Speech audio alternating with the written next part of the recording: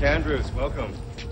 And there are those in my government who wish to severely limit the flow of Western entertainment. A foreigner comes to my country, takes a girl to bed after knowing her for a few hours. The next morning, she is dead.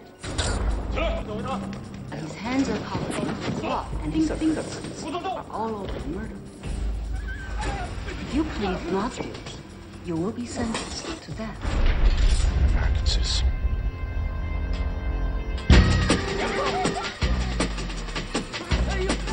Why do you put yourself at risk with this foreigner?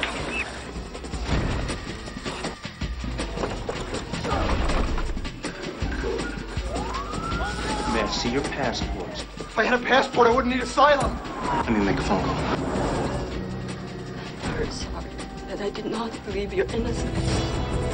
But now, I do.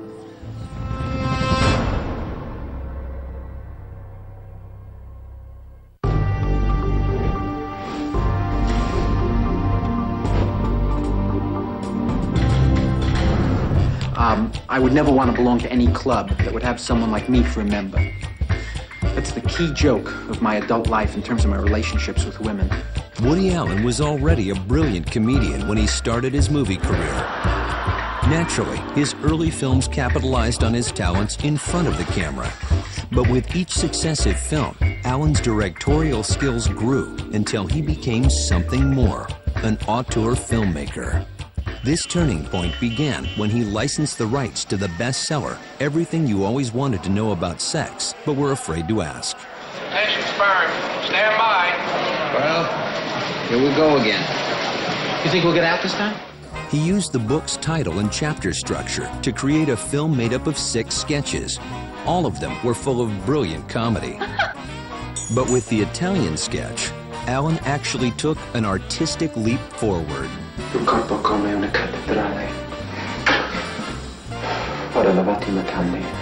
In order to parody the techniques of the great Italian directors he loved, like Bertolucci, Allen actually had to learn the art of dramatic filmmaking, which spurred him to develop his own sense of style.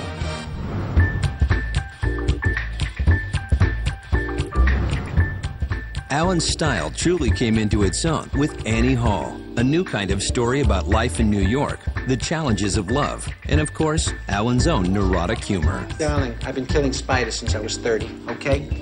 Working closely with legendary cinematographer Gordon Willis, Allen used dramatic lighting, uninterrupted master shots, and unconventional tricks like double exposures and subtitles that reveal what his characters are actually thinking. It's all instinctive, you know? I mean, I just try to feel it, you know? I try to get a sense of it and not think about it so much. All of this turned what might have been a traditional romantic comedy into a thoroughly original, Oscar-winning film that set the tone for his work to come.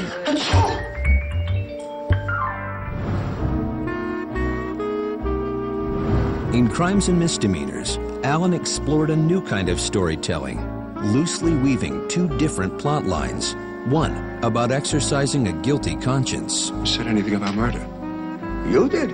And the other about the humorous struggles of a filmmaker exploring morality. What is the guy so upset about? You think nobody was ever compared to Mussolini before? God, This device allowed Allen to jump deftly between dramatic and comedic threads, a technique that redefined his writing and directing style and helped create an insightful, funny story, as only Woody Allen could. It's large and life-affirming. They love a positive statement. See, this is what I need. A little interest in my work, a little encouragement or something. As Allen's films began to look deeper into their subjects, he was sometimes labeled as pretentious, a charge he answered in Crimes and Misdemeanors with a witty dose of self-parody. A poor loser agrees to do the story of a great man's life, and in the process comes to learn deep values. He used the 2 filmmakers in the story as stand-ins for the 2